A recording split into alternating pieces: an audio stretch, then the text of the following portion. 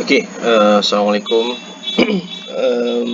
Video ni saya nak tunjuk macam mana nak gunakan SOD dan juga CB. Baik, untuk makluman tuan-tuan, setiap central bank bagi setiap negara, USD, Euro, GBP dan sebagainya, dia ada lowest limit dengan highest limit untuk currency masing-masing, especially the lowest limit lah. Okey, saya tak jumpa benda tu, saya tak dapat discover benda tu.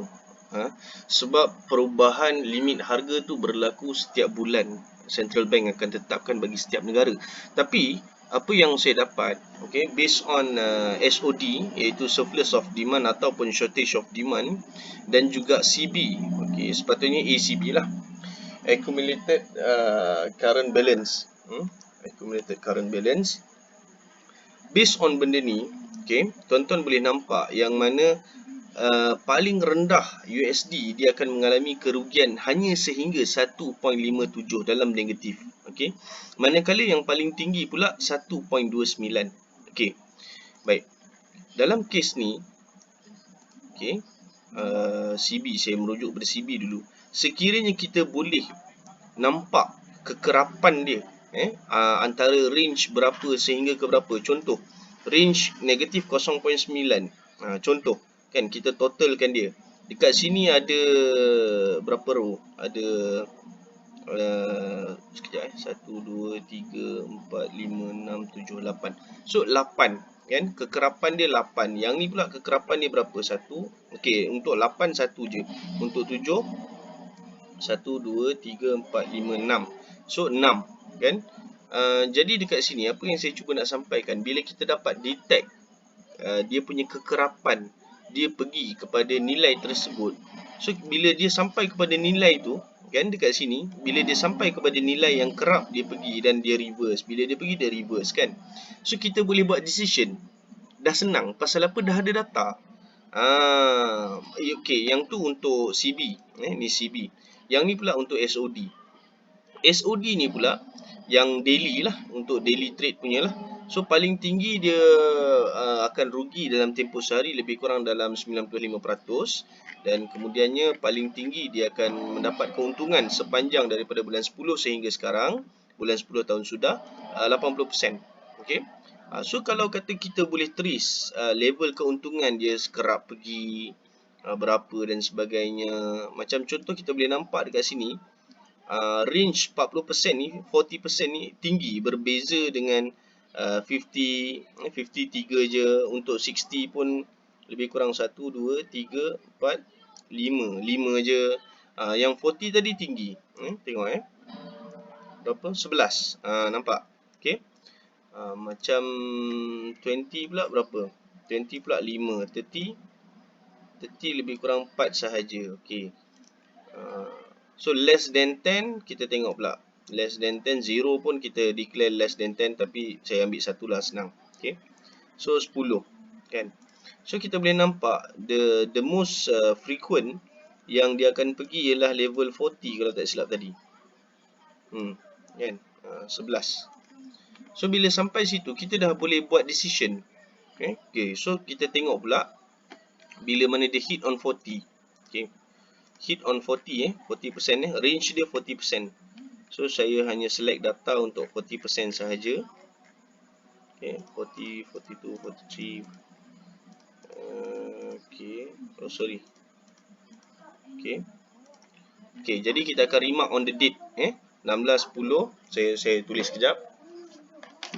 Saya tulis sekejap.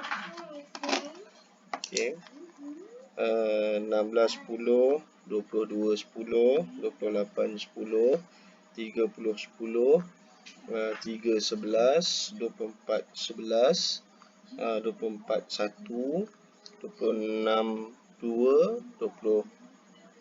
28.2, 9.3 dan 25.3. Date tu, kita tengok So kita tengok date tu makna kata sekarang ni kekerapan dia sampai pada harga tu. Dan sekarang kita akan tengok, kita akan tengok bulan 10 dulu.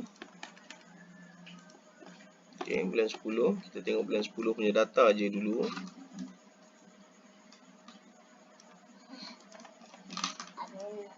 So bulan 10 punya data. Okey. Tarikh dia saya sebut balik 16 hari bulan 10. So nampak. Ni level 40% lah. 22.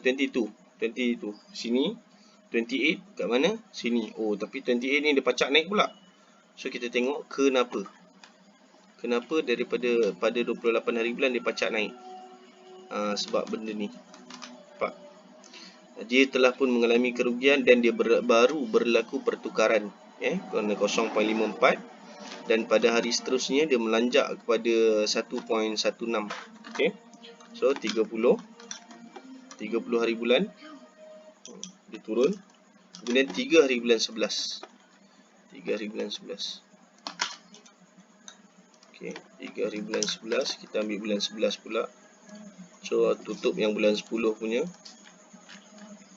Kita fokuskan bulan 11. Bulan 11 Disember ni kita tutup. Disember sebenarnya tak ada tadi Okey, kita tutup. Okey. Tarikh untuk bulan 11 3 hari bulan 11. Okey. Kemudian 24 hari bulan 11. Okey. 24 hari bulan 1 seterusnya. So, kita tengok bulan 1 pula. Unhide. So bulan 1 bulan 1 bulan 1 ada 1 je. Lepas tu terus bulan 2. Okey. Okey, bulan 1. Bulan 1 kita cuba tengok 2 bulan sekali boleh ke tidak. Okey. So untuk bulan 1 24 hari bulan 1, okey. 26 hari bulan 2. Jauhnya. 26 kat sini dan 28 kat sini. Level 40%. Kekerapan dia pergi ke situ. Tapi kemuncak dia kita kena tengok jugalah. Ini untuk intra. Yang saya sebut ni adalah untuk intra. Maknanya kita kena buat satu rumus untuk mengaitkan in between. Kita tengok balik tarikh 24 hari bulan 1. Okey, dia sampai level 40%. Okey.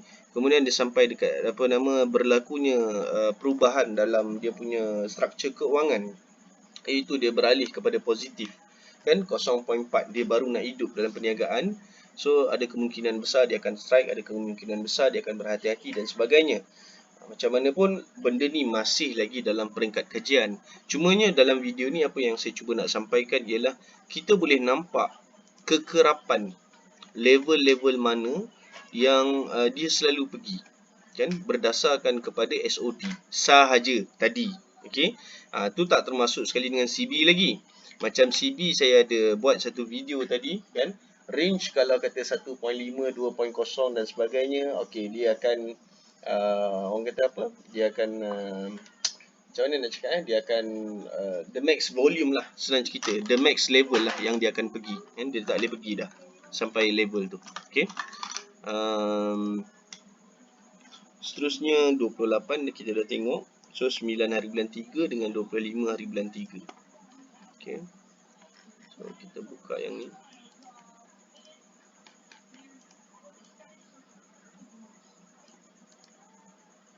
Hai. Okey. So sekarang ni kita akan tengok bulan 3, 9 hari bulan 3. Dan nak kena hide juga ni.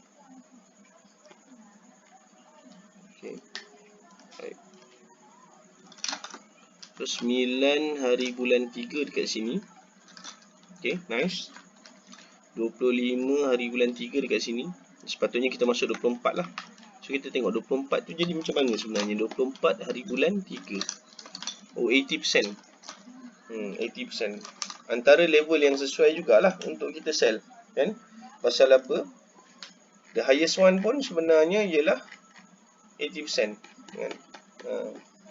So memang yang tu sesuai untuk kita ni lah, untuk kita sell lah. Turutan dia ni terbalik. Sepatutnya dia kejap, largest to smallest. Betul. So ini level yang sesuai untuk sell lah, sini. So table ni saya tak berapa pandai nak pakai. Okay. 80% pula level yang sesuai untuk kita buy. So saya letak biru, okay. 80%, level 80%. Manakala level 80% ni level yang sesuai untuk kita sell lah. Okay. Level ni lah kita ambil. Pasal apa saya ambil sini ataupun ambil 60 pun mungkin boleh kan? Sebab USD dia nak menganjak pergi ke 80 and above ni tak pernah ada lagi. Tu cerita dia. Tak pernah ada lagi. So level ni sesuai untuk kita sell lah. Okay, macam tu. Kemudian in between dua ni tadi pula, okay. Yang ni pula merupakan level yang neutral, okay. So in between dua ni, jarak ni, kita kena cari level yang frequent berlakunya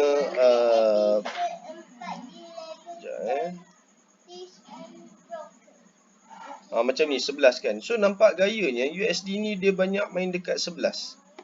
Okay. Oh sorry. Ni level yang kita boleh curi untuk sell. Kita boleh curi untuk sell kat sini. Okay. Tapi the highest one yang ni lah, best to sell lah yang ni. Yang ni best to sell lah. Okay. Best to sell. Okay. Yang ni neutral. Okay. Ini neutral. Okay. So yang ni pula best to buy. Kat sini level yang best to buy. Best to buy untuk USD. Manakala the most frequent level yang dia selalu pergi, okay, ni 12. Okay, kita tengok pula 30. Okay, ni 11. Okay. Dan kita tengok 50 pula. 8. Kita tengok 60. 13. Okay, nice. 60 kita ambil lah macam tu. Sebab dia 13 kan. So kita warnakan dengan dia warna biru. So yang ni kita boleh curi untuk buy lah. Ada kemungkinan besar sampai situ boleh terus buy sebenarnya. Okay. Okay, so sekarang ni kita cuba tengok pula negatif punya result macam mana. Tadi SOD tadi So kita ambil level 60% sahaja. Kenapa? Oh, saya hide. Okay. 3, 4. Okay, semua dah nampak ke ni? Nak check senang je, Oktober, Mei. Betul. Okay. So kita ambil level yang 60%. Kita tengok. Okay. So kita ambil tarikh dia pula. Okay, kita ambil tarikh dia. 14, 11, 20, 11, 2, 12, 3, 12, 4, 12, 18, 12, 22, 12, 6, 1, 27, 1, 12, 3, 18, 3, 23, 3. Nanti saya akan bagi video ni dekat saya akan bagi Excel ni dekat tuan-tuan, sebab saya yakin dan percaya sebab apa yang saya buat ni hanya formula, tapi saya tak mahir menggunakan Excel. So kalau kata tuan-tuan boleh extract data lebih baik daripada saya, boleh bantu saya, syukur alhamdulillah lah. Mudah-mudahan sama-sama kita boleh dapat manfaat lah daripada hasil formula ni, insyaAllah. Okay. So 11 dengan 12 saya ambil 2 bulan terus lah. Saya nak jimat masa. Saya ambil bulan 12 terus, sebab bulan 11 dengan bulan 12 ni dia banyak. Okay. Baik. So tadi bermula dengan 411. Okay. 411. Okay. Kemudian 1411. Okay. Macam mana pun kita kena buat juga relation 411. Kita kena buat juga relation SOD dengan ACB dia ni. Kita kena juga buat relation dia. Kita tak boleh nak sembrono kata terus buy dan sebagainya, tak boleh lah kan. Sebab kita pun dah tahu yang mana negatif 1.57 ni sebenarnya the lowest one kadar kerugian yang paling tinggi untuk USD kan. So mesti kita nak kena buat relation jugalah benda ni. Okey. So tak apa, yang tu nanti kita pelan-pelan kita buat insya-Allah. Sekarang ni kita tengok frequent dia dulu. Level mana yang dia selalu pergi. Okey. So, date yang seterusnya 14/11. Okey, nampak 20/11 kat sini, tapi seterusnya dia turun lagi. Kemudiannya 2/12 kat sini. Okey, tapi dia slope. Okey. 3/12. Okey. Ni masih lagi SOD dalam kadar 60% punya range. 4/12. Okey, berturut-turut 2, 3, 4 ni semuanya dalam range 60%. Kemudian 18/12, 22/12. Okey. 6 bulan 1. Okey, 1. Kita dah masuk bulan 1 ada 2 je, tak banyak bulan 1. Saya padam ni dulu. Okay, bulan 1 ada 2 je, 6 dengan 27. Tak nampak. Saya kena padam juga. 6 dengan 27. 6 dengan 27 untuk bulan 1. Okay, 6 dengan 27. Nice, very nice. 13 hari bulan ni berapa SOD dia, kita tengok. 13 hari bulan negatif 89. The lowest one lah, the lowest one. In the record, the lowest one. Kalau kita tengok. Oh bukan. Dia nombor antara zone apa nama, best buy lah. Okay. So kita tengok dekat sini. Seterusnya bulan 3 12 bulan 3, 18/3, 23/3. Okay. So kita akan tengok dekat sini. Bulan 3 pula. Hai. Okay, baik. So kita start dengan 12/3. 12 hari bulan 3. Kenapa? Oh, ni tak tutup. Okay. 12/3. April pun saya tutup. Okay. So 12 hari bulan 3 kat sini. Kemudian 18 hari bulan 3 dekat sini. 23 hari bulan 3 kat sini. Nice, very nice. Okay. So based on apa data yang saya dah buat ni tadi, kita boleh nampak the level of frequent dekat mana dia pergi, kan? Jadi senang untuk kita buat decision lah. Macam yang saya cakap tadi, macam mana pun benda ni belum finalize, tolong faham. Okay. Ada lagi banyak lagi benda kita kena buat. Okay. So setakat ni saja video untuk kali ni. Mudah-mudahan bermanfaat dan tolong bantu saya sekiranya ada yang pakar menggunakan Excel, extract data dan sebagainya. Macam ni kalau kata sepatutnya 64, contoh kan 64 ni kan, sepatutnya dia boleh jadi 2, tak payahlah 2 ni kan, 2 row kan, sepatutnya bolehlah combine jadi 1 ke apa ke, macam tu lah lebih kurang.